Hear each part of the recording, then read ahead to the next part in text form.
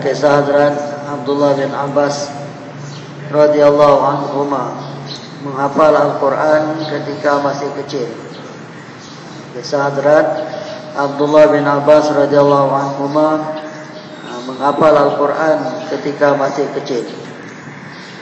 Hazrat Abdullah bin Abbas radhiyallahu anhuma sendiri berkata, "Tanyalah saya tentang tafsir Al-Quran."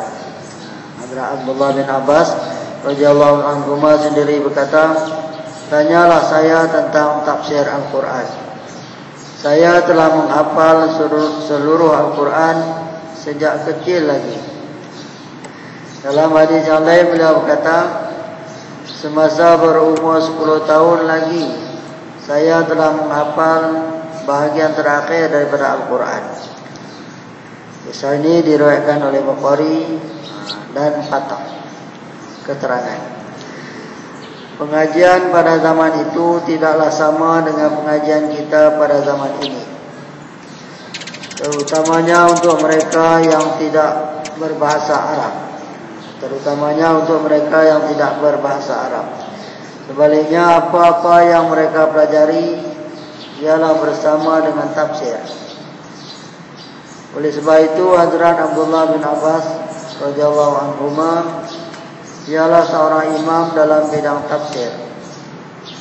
Tiada orang yang meriwayatkan hadis mengenai tafsir sebanyak yang diriwayatkan oleh Hazrat Abdullah bin Abbas radhiyallahu anhuma. Perkara yang dihafal ketika kecil biasanya akan kekal di dalam ingatan. Oleh sebab itu juga begitu banyak hadis berkenaan dengan tafsir telah diriwayatkan oleh beliau, tidak sebagaimana yang diriwayatkan oleh orang lain. Hazrat Abdullah bin Mas'ud radhiyallahu anhu berkata, "Pentafsir Al-Quran yang paling baik ialah Hazrat Abdullah bin Abbas radhiyallahu anhu." Hazrat Abu Abdurrahman radhiyallahu anhu berkata, "Para sahabat radhiyallahu anhum yang mengajar kepada kami Al-Quran."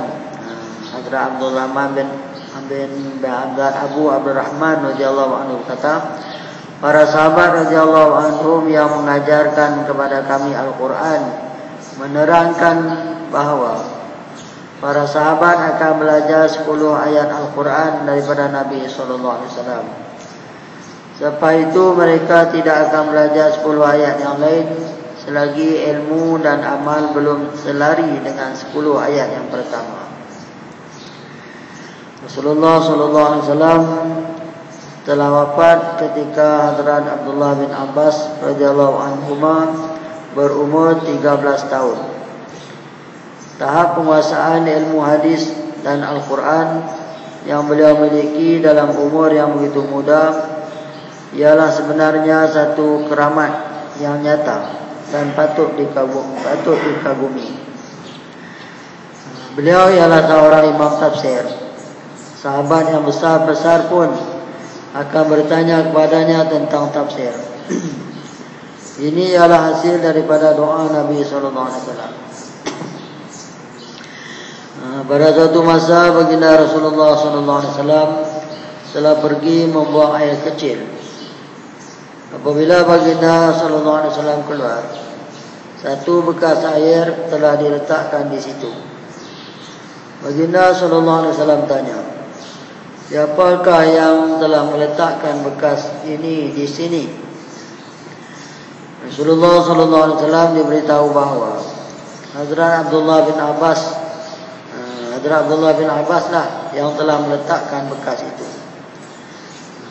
Baginda Rasulullah sallallahu alaihi wasallam begitu gembira dengan khidmatnya itu, lalu baginda berdoa supaya Allah SWT mengkurniakan kefahaman agama dan pengertian kitab Allah. Seterusnya pada ketika yang lain, Rasulullah SAW sedang bersolat sunat. Beliau juga telah mengikut baginda SAW dengan berdiri di belakang. Lalu baginda SAW menarik beliau ke sisi baginda. Kiranya hanya ada seorang makmum dalam solat berjamaah, makmum itu hendaklah berdiri di sebelah imam.